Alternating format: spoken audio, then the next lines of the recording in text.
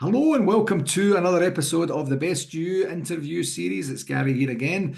Thank you very much for taking the time, as always, to join me. And today I'm delighted to be joined by Nathan Turner to discuss his passions around his experiences in business and franchising in real estate and mortgage note investing. If you don't know what that is, don't worry. Stay tuned. We can explain a wee bit more about that as we go forward. Nathan is known across the US as the Canadian note guy. And having run several businesses over the years, including fix and flip real estate, he discovered mortgage notes and the opportunity that they provide in the US back in 2009 and has since become a leader in the industry in the private investment sector. He's the president of Ernest Inc. and manager of the US based Ernest Investing LP Note Fund, where he actively manages assets for accredited passive investors with a focus on purchasing, performing, and non performing first lien mortgages in the US. He's also the owner and host of the Diversified Mortgage Expo, a leading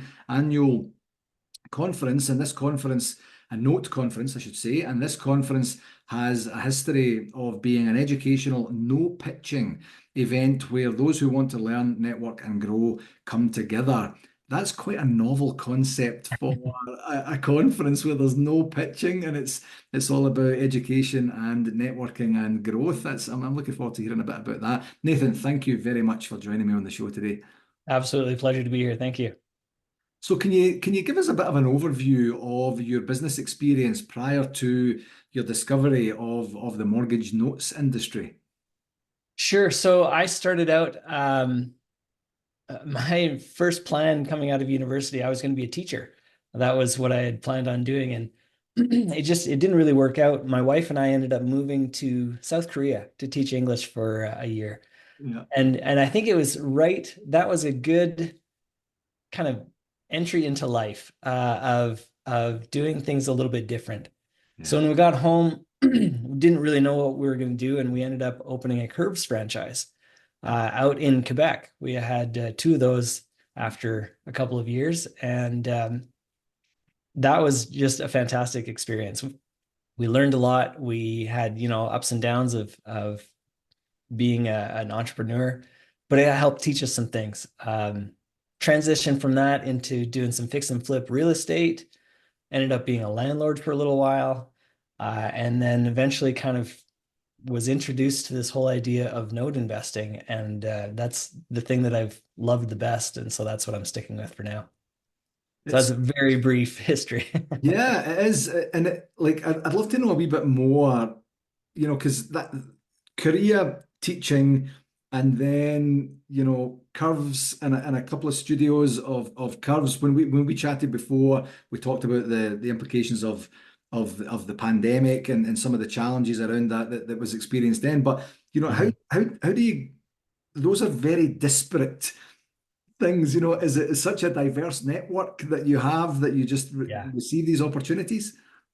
I think it comes really in part of just like having your eyes open and being open to different opportunities. So, I mean, for example, when we got into the curves, let's go for that first. So we were living in Korea, we are coming home with no real plan of what we were going to do next.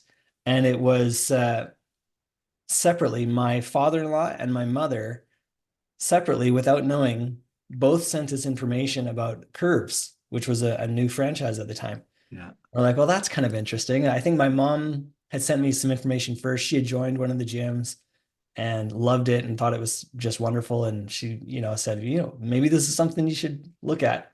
Yeah. And then my father-in-law sent us a Time magazine article totally separately. And we're like, oh, that's interesting. So we thought maybe there's something here. And the more research we did, the more we thought, yeah, this is something we can do. Let's give it a shot. So Yeah. just being open and just, yeah, let's go for it. That's kind of been our attitude of what to do next. We being my wife and I. Yeah. Not the what could go wrong, but the what could go right attitude, it Yeah. seems like. Yeah. Yeah. And it comes, I think, yeah, changing your mind a little bit to say, I think I can do this. And if you just start with that, I think I can do this, you Yeah. probably can. Yeah. And then you just kind of follow that train of thought, and that can take you a long way.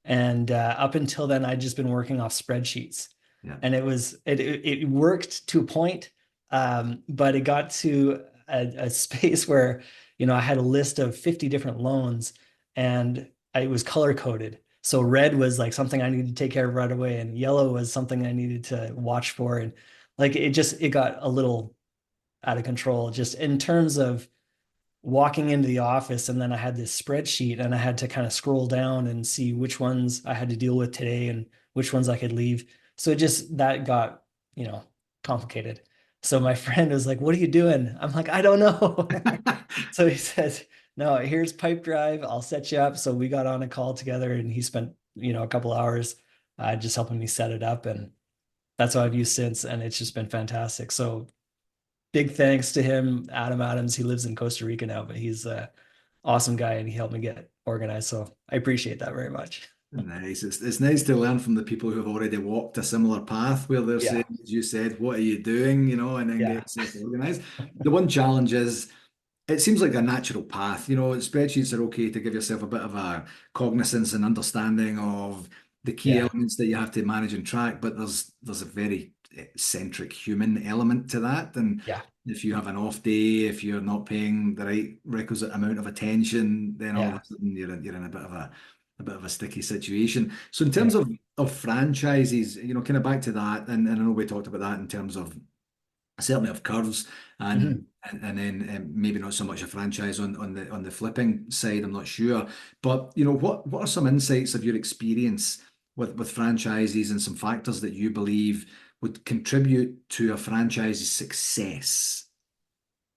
So the franchise model is really interesting. I'm glad that that was my first real business. I had done some little things before that. I had done some house painting and things like that that I had kind of figured out on my own, and actually I had some help coaching on that as well. But the franchise model, what I liked about that is they give you all the formulas, they give you all the software, forms, everything that you need Yeah, to be able to just implement. And if you just kind of follow their formula, generally it works pretty well.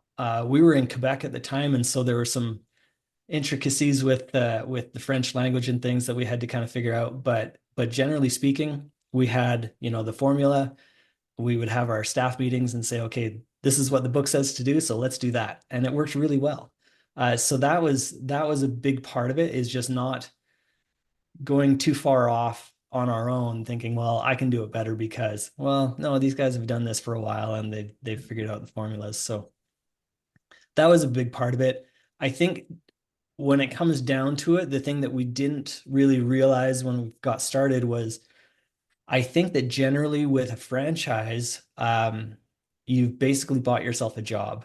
It's something that generally you're going to have to work in, yeah, and you're going to have to put the time in. And that's not what we had envisioned when we first got started. The right, idea was, in fact, that we were going to move to Quebec for a year and start up these Curves franchises and then move back to Ontario, where my wife is from. yeah, And after we started working in the business, we realized that's not really an option. We needed to be much more present. yeah. So our 1 year turned into almost 19. We weren't doing curves that whole time, but that's just kind of how it goes. So we were with the curves for 4 or 5 years, and in the business pretty much every day. Yeah, yeah, yeah. Perceived reality versus reality sometimes Yeah, isn't the same thing. It yeah, reminds me of the movie, I think it's called The Founder, and it was talking about the person who essentially stole McDonald's from the yes, McDonald's. yeah, yeah, And they had such a tried and tested process and they were doing it. And then when the founder fellow who was Michael Keaton would go around to other stores or restaurants and yeah, just see them go so off script. yeah, And he would be personally offended, and he would he yeah, would be in a rage and it's such a thing you don't realize that there's a playbook for a reason, yeah, and it sounds like you really bought into it in the beginning, to be yeah, able to say, this is what they say, who are we to know any different? Let's continue and right. go with that, which would probably be one of the better sides of things, especially as you say Yes. for your introduction to business, to say, right, okay, there is a kind of tried and tested method here. So back to kind of real estate then. What trends are you currently seeing in the US real estate market? It's an interesting time. We're looking back. So 2019, everything was pointing towards a recession coming any minute. Mm. As far as market cycles go, we all thought, we the note investors, we all thought, we're setting up for another recession. Here it comes. And so when COVID hit, we were like, that's it. That's the trigger. Here we go. And instead, what happened was a whole bunch of money was put into the economy to help prop it up, which I think was probably the right call at the time. We didn't want to have a whole bunch of people out on the streets with nowhere to go during Yeah. a pandemic. That's not a good, not a good idea, not a good formula. Yeah. So it was the right thing at the time, but what it did is it artificially propped up the market, and that has continued to be the case for the last 5 years. So all that to say, I think we're gearing up for some kind of recession, some kind of downturn. How severe and for how long, I don't know. Um, that's the magic crystal ball question, but I do see some signs of cracking. We're seeing some of the markets either going flat or starting to go down. And I think we're going to see that continue probably for the next 12 months or so, Right. at least. And then we'll see. And based on your experience, is that somewhat cyclical where you can, we're in this part right now, we're going to go to this part, and then eventually we'll be there, and it's a vicious cycle, and it's just the timing that can't quite be predicted? It is. If you look at charts going back over the last 100 years, there is very much an up and down and up and down, especially in housing. Yeah. And so, like I say, in 2019, we're like, oh, this is it. As far as timing goes, we should be due for another one. Mm. And it didn't really happen. So I think that's right around the corner. And then we'll see what happens after that. Yeah. How does that materially impact your business? Does that mean no loans or no notes to procure, or less lucrative or more unstable? What does that look like? So that's one of the things that I love about the note business is it doesn't really matter what the economy is doing. There's a lot of opportunity in either market. So what Right. we're seeing currently right now is um, interest rates are high, so it's harder for people to get loans from the bank. Ironically, people will then go turn to private financing, and most of the time that actually ends up being a higher rate than what the bank is offering. So Right. if the bank is whatever it is, 6.5, 7% now, a seller finance, so like a private loan, will be closer to like 8 or 9 or 10. Mm. But a lot of people are turning that just because it's hard to get the loan at the bank in the first place. Banks are set up in a way that, they've got their defined criteria. Yeah. So somebody like a self-employed person, it's very difficult to get a loan at a bank, and I'm sure I you know. know how that goes. Yeah. But the private sector, they get it. So a lot of those people are going to those private lenders, and then those are traded actually more frequently than those bank loans. Right. As the market goes down, then if people start defaulting on those loans, the banks don't want to hold on to those, so Yeah. then they sell those off, and that's what I did 2010 through 2018, 2019 was just all these defaulted loans. Mm. So there's a lot of opportunity there as well. Yeah. So when the economy is doing well, we do well. When the economy is doing poor, we actually do better because we can buy at a bigger discount. Right. Right. Yeah, it's fascinating. Yeah, the bank thing is such a funky business model. It is. So I heard recently that banks are organizations that try to give you money when you don't need it. And Yes. when you do need it, they have zero interest in Yeah. giving you any money, Yeah. and Yeah. I've lived that, let's just say. Yeah. Yeah. So in terms of this is really fascinating stuff, Nathan. And in terms of, back to the expo that we chatted about a little bit Yeah. in the beginning, can you tell me a bit more about, the importance that you put on education and the opportunity to network? And I'm really interested in the no selling, no Yeah. commerce type idea, and Yeah. how firm are you with that in terms of the expo that you run?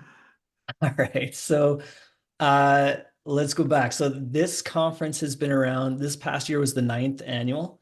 Nice. I just took it over 2 years ago. So you'll hear it all the time in the note business, in the note world, is it's all about relationships. It's a pretty small niche. There's not a ton of people that do this. Yeah. So having that connection with other people is really vital, Mm. which means getting into a room and being face to face with people. So those conferences, really, that's how I built my business. First conference I went to was in 2009, and then I've been attending two or three a year since then, until we took this one over, and I still attend two or three a year, at least, of different conferences, whether it's a note conference or alternative investing for an IRA company or different things like that, Mm. um, just to get out there and meet people. So when I was presented with the opportunity of taking over the conference, my first thought was absolutely, Yeah. just for that networking for myself, Yeah. very selfishly. My second thought was I've been to different conferences, some where it's just purely educational and we're just there to learn together. Others where it's okay, and today only, if you run to the back of the room. And for Yeah. me, that was a major turnoff Yeah. where I have no interest in that kind of thing. So being the host of the conference, I said, no, we're not going to do that at all. Yeah. It's very much just come and meet each other. My ultimate goal is to have people come together and do deals at the conference, Right. where they can, forge those relationships and then say, yes, I've got this for sale. I've got the money. Let's make a deal. That's my ultimate goal. Yeah. And yes, we're very strict about no selling. You can talk about what you do, of course. You can talk about things that you're selling, but there's no at conference special. There's no pitch. Yeah. Uh, that's it. Yeah. And in terms of the format, you mentioned getting together in a room. That wouldn't have been, a couple of years ago, that would have been more difficult than it is today. Is it literally physically in a room or do you do virtual? We don't do any virtual. It's all in person. Yeah. We do it in Nashville. The next one's coming up first weekend in May 2025. Mhm. And we're already preparing for that and looking forward to it. So it's going to be a blast. And it's really, so we put our own spin on it. So things like the night before the conference, we do an axe throwing tournament. And Oh, it is so much fun, and it's just a great place to get together. Nobody's really that good at it, so it's a fun, no stress kind of atmosphere where you can just meet people and have fun together. yeah. That's really important. Yeah, it definitely is. I on my other life, my hobby is Glasgow Rangers Football Club, and there's a North American Rangers Supporters Association, which I'm involved in. We organise an annual conference every year, and Okay. so it's essentially a 2-year cycle. Right now we're working on the final logistics for 2025 and Yeah. keeping an eye on what's going to happen in 2026. So it never Okay. ends. And we go to essentially different cities in North America over Yeah. time. Next year, 2025 is in Kissimmee in Florida. Okay. And we're always looking for those little nuggets of local culture, local Yeah. nuance, local fun, just to get a real feel and flavor for where you are. Because over time, the majority of people have been to the majority of places. So then you're trying to Right. figure out what it is. But the reason I mentioned that is the interesting part is whenever I'm meeting with a hotel and potential people that would be on location within a property or such, Hmm. I mention it's a convention. We call it a convention, Yeah. and I say, listen, it's a convention in name only. Yeah. If you are an events based, property, this is a season ending party. We have a bit of Okay. formality to it. It's Yeah. Thursday, Friday, Saturday. We do a bit of a start on the Wednesday, and it's one thing. I've been involved in the organization now for quite some time, since 2012, and Yeah. it's a thing over time that I've thought there's real commercial opportunity that we're missing here. Not to swing the pendulum to the complete other side and say special offer here, razzy jazzy things, we'll get this Yeah. signed. But there are ex players who have books out that could appear and do some Yeah. things, tell some stories. There are Yeah. things that the club themselves could come and do, and have a captured audience who are in a good mood, who have money in the Yeah. pocket, like Sure. that sort of thing. So part of me feels a wee bit bad about trying to exploit it, but I don't think it's exploiting. I think it's providing greater opportunity for the people who are there. Yeah. Some people will be into it, some people won't. It's okay if you're not, and it's even okay if you are as well. So food Yeah. for thought, just as I say that stuff out loud, Yeah. maybe it's something to kind of think about. I like that. Good. Yeah. So then looking at, and actually just one quick thing, we have looked at Nashville. Everywhere is just so expensive these days. It It's is. very difficult to try and squeeze the costs to a point that's affordable. Yeah. The investment of the guests is going to be worth it, for the experience Yeah. they're going to have. So yeah, we're in the same boat in terms of. Yeah. Yeah. It is. Nashville is a little more expensive, but yeah, I wanted some place that was central, that was pretty easy for everyone to get to. And then we used to live in Montreal, and I would go to conferences like in Vegas or California where it's 3 hour time difference. So Yeah, for that, I'm like, no, no more than 2 hour time difference for anybody. So yeah. either central time zone or mountain time zone. That's very important to me. And that sort of background planning based on experience is Yeah. that's a differentiator, where you're thinking about your guests, where you're Yeah. saying, we want you to have the best experience when you're there, that you're not completely knocked off kilter, Yeah. to the point where you're like, I don't even remember the morning session because I Yeah. was I was like Yeah. a zombie. Yeah. So Exactly. yeah, Yeah. yeah, that's good. Our most of our clientele, the majority of our clientele come from the UK, Scotland Okay.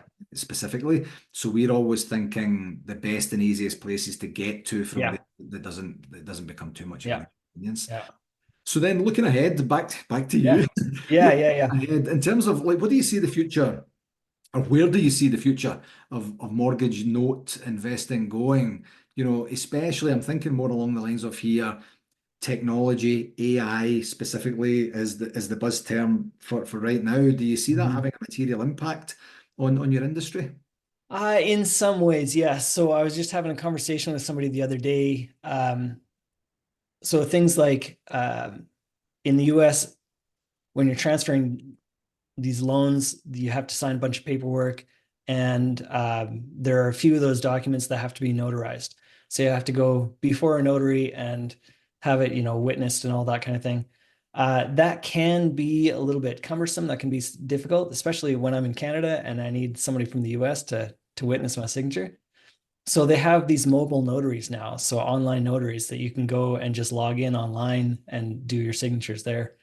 Um, the question was, are courts recognizing those as legitimate documents? Right. And so it's a good question. And so I think for now it varies. And there's some courts that will say yes, that's fine. Others will say no, no, no, it's got to be actual, blue ink kind of thing. Yeah. But I think as time progresses, it's going to become more and more normal. And then there's other, you know, for the AI, I know some other things that are being put in place now, and it's still in its early stages, is just creating those documents in the first place. Having a well-written legal document that can be written for you in 30 seconds versus having to hire an attorney to do that for you. So feel bad for the attorneys, but at the same time, it's just so much faster and more efficient. And for me, that's really the point is um, it has to be done quickly and efficiently. That's a big thing. And so a lot of this technology is making a big difference. But other than that, it's still a people person business where we get to know each other and we're doing business with people we know, like, and trust. And so that's I don't see that changing anytime soon, but who knows? We'll see. Yeah. It sounds like you're very open to whatever is going to come your way anyway, and you're very adaptable to whatever changes might come from that. Yeah, yeah, yeah. And there's lots of room to pivot. If we need to change directions and do something different, there's all kinds of different ways to approach the business. So there's lots of lots of availability there. Nice. Excellent. Where can the listeners find out a bit more about you, Nathan? Probably the best thing to do would be to go to my website, earnestinvesting.com. There's a link there to the conference as well if you're interested in doing that. But for me, I run this fund. It's mostly I'm looking for passive investors that are going to join me and really let me do what I love to do while they can just sit back and collect checks. But if you do want to do it on your own, if you're interested in learning more about it, the conference is a great place to come and just, like I say, low stress. You don't have to worry about, trying to hide your wallet. Yeah, We're just going to talk about tips, tricks, things that we found that work and things that don't work. fantastic. Nathan, thank you very, very much for joining me today. I've thoroughly enjoyed today's conversation. Yeah, me too. Thank you.